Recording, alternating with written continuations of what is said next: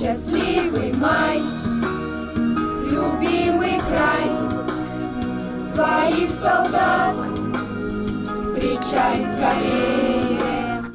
Май для Александра Одинцова действительно всегда был самым счастливым месяцем. Через несколько дней после Великого Дня Победы, 13 мая, он отмечал свой день рождения и всегда вспоминал родную землю.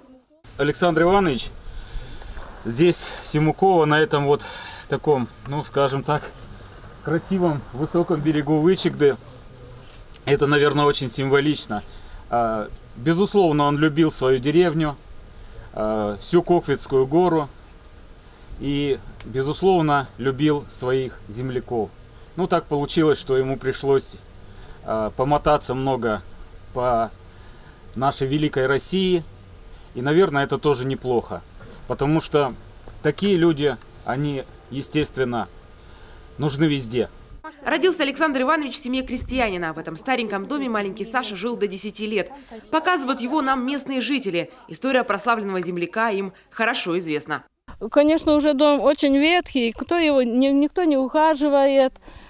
Ну, родина есть родина. Вот.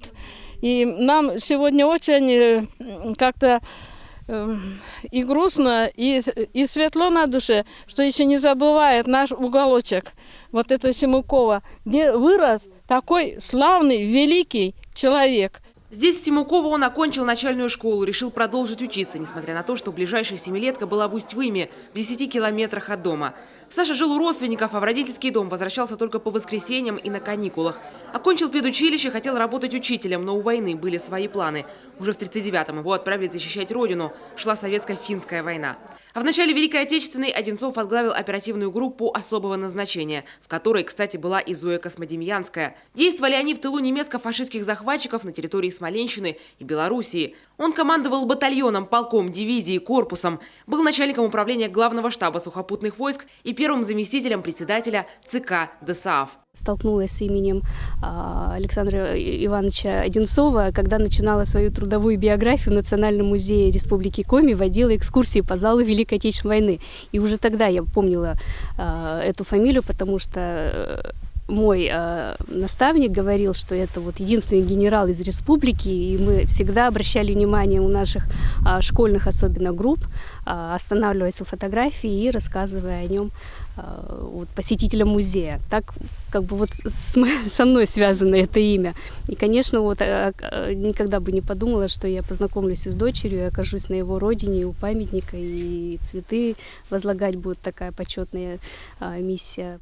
За заслуги перед Родиной Одинцова наградили 9 орденами и множеством медалей. Орден Ленина вручал сам маршал Жуков. Историей известного односельчанина делится его дочь Наталья Одинцова.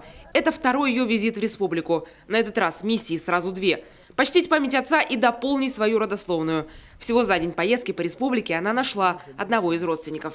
Практически каждый год он бывал здесь. Подолгу так складывалась его служба.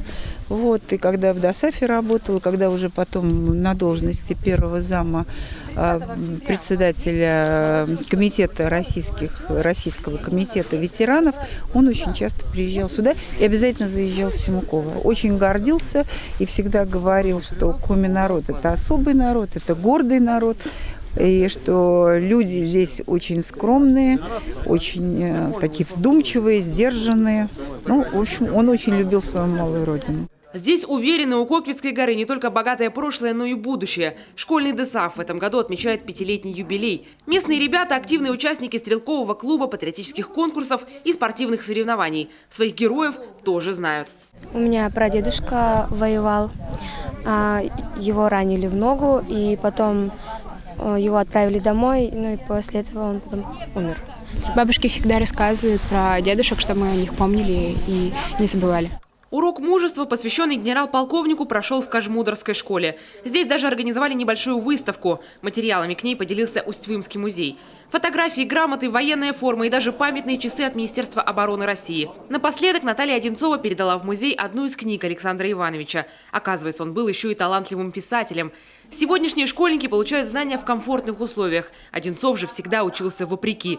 И благодаря тяге к знаниям он получил 3 высших образования, а впоследствии дослужился до высокого звания. Кстати, здание первой школы, в которой учился Александр Иванович, все еще сохранилось. Сегодня это турбаза с очень символичным названием «Незабудка», а рядом памятник прославленному герою. Таисия Жакова, Артем Соколов, телеканал Юрган, Усть-Вымский район.